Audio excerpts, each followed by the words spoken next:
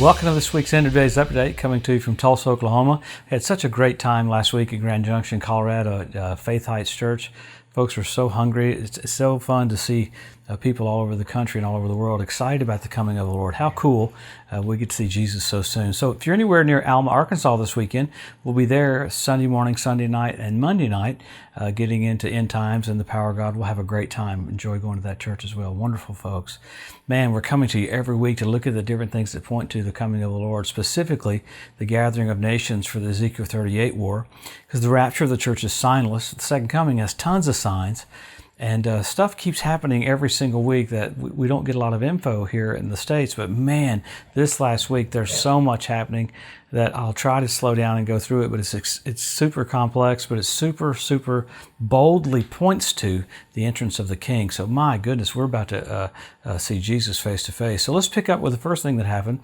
We'll start with Iran. Man, Iran's... and the U.S. and other parties are trying to come together for a new nuclear deal.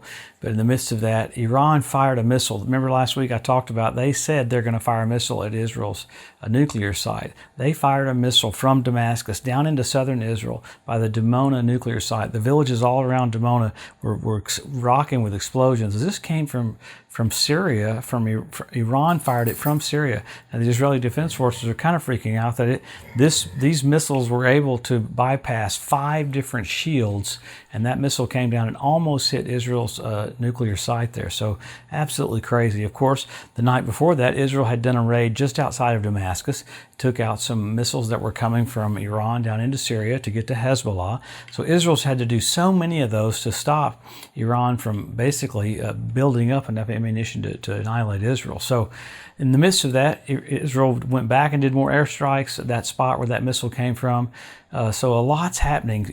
Right after that, you had a missile from an Israeli drone hit an Iranian ship in the area out by the Red Sea. So it's like you got going back and forth, more stuff even happening because it came out from the Israeli Defense Forces now that Iran is literally 3 to 4 months away from a nuclear breakout. So they even showed a picture of the steel line tank that they're using to do basically explode atomic weapons there in Iran. So crazy. Now all that technology came from North Korea, but it looks like they're way closer to getting a nuclear weapon than everyone thought. I said it a couple times, and I'm just using conjecture, which I don't normally do, but the Bible says in Isaiah 17:1 that Damascus will be removed from being a city. So I believe Iran's going to try to sneak a nuclear weapon down into Damascus to fire into Israel, and somehow it's going to self-detonate because they don't know what they're doing. It's going to wipe Damascus off the map. But you see them trying to do that by firing a missile from Damascus this last week. So there's so much more connected to that, along with, you had Israel's Mossad chief, you had the Israeli Defense Force general come to the U.S. in the last couple of days. So Israel's huge delegations there to figure out what to do about the Iranian nuclear program. So a lot's going to happen here in the next few days about that as well. But in the midst of that, this is bizarre. You have basically another rise up or an intifada from the Palestinians. This last Friday night, you had a barrage of rockets coming from Gaza into southern Israel, exploding all over the place. The Iron Dome caught some of them, but they had 35 rockets on Friday night. In the midst of that, you had rioting all over Jerusalem. You have Palestinians coming against Israelis, and what they're doing is they're trying to stop the Palestinians' elections so that Fatah can't beat Hamas. So there's so much happening. In the middle of all of that, you had the Palestinians chanting, "We will use our blood to redeem the Temple Mount."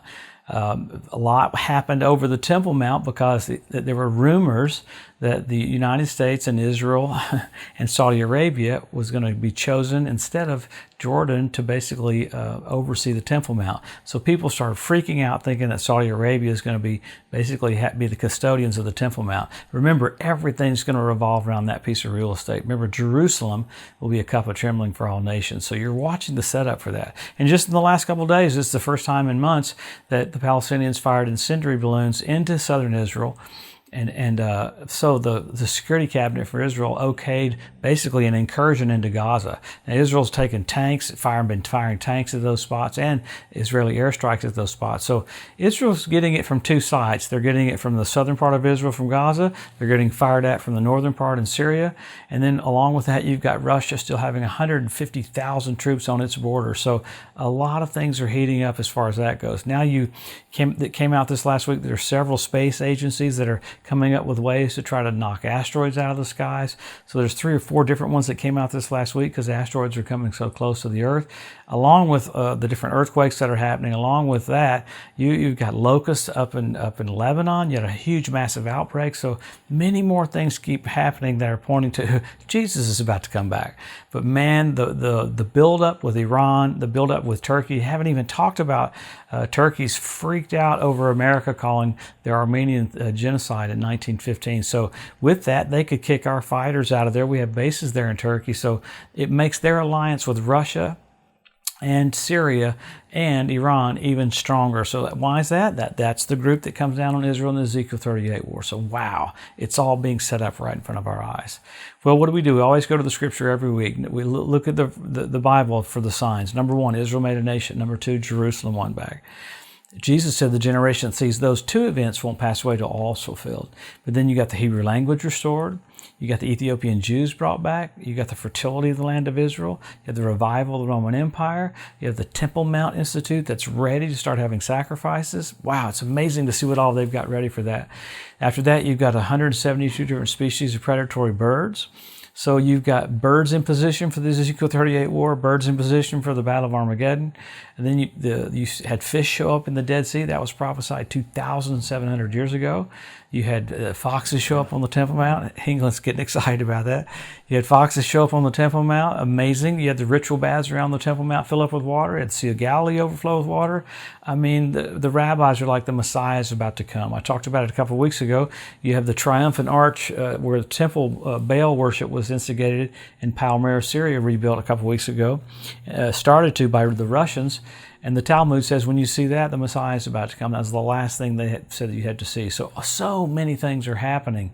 Along with all the signs of the coming of the Lord, you got signals. I do like this one. One of the signs is men will be lovers themselves. We have selfie sticks. So sign after sign after sign after sign pointing to the coming of the Lord. Why would that be a big deal? Jesus wants us to have a heads up. He wants us to know how close it is. So it's not an escape theology, it's a hustle theology. And we get into all this stuff because He loves us so much. He wants to bless you, He wants to strengthen you, He wants to encourage you, and He wants you to accelerate to do the will of God right before the coming of the Lord.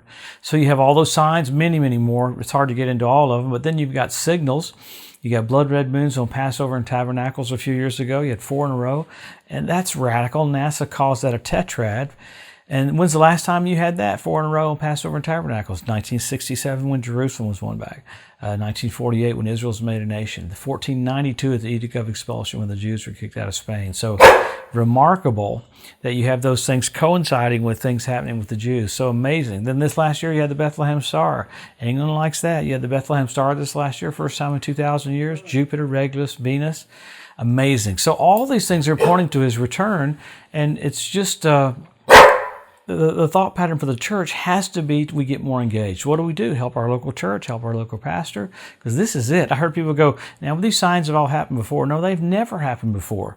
And when you have the strategic nations aligned against Israel that are going to in the Ezekiel 38 war, and they're set up for that right now, wow, we're about to see Jesus. So let's accelerate. Let's do the will of God. I had one guy tell me, he said, Joe, if you preach on the coming of the Lord, just get everybody's hopes up. Duh, that's all right. It's the hope that purifies us even as we're pure. So even with England coming into the picture here, we know we're about to see the King. Make changes in your life. Get excited. Do the will of God. Be engaged with the King, because we're about to see His eyes as a flame of fire, feet like undefined brass, voice of many waters. Jesus, the one who died for us, raised from the dead, coming so soon. Have a blessed, awesome week. We'll see you next Wednesday.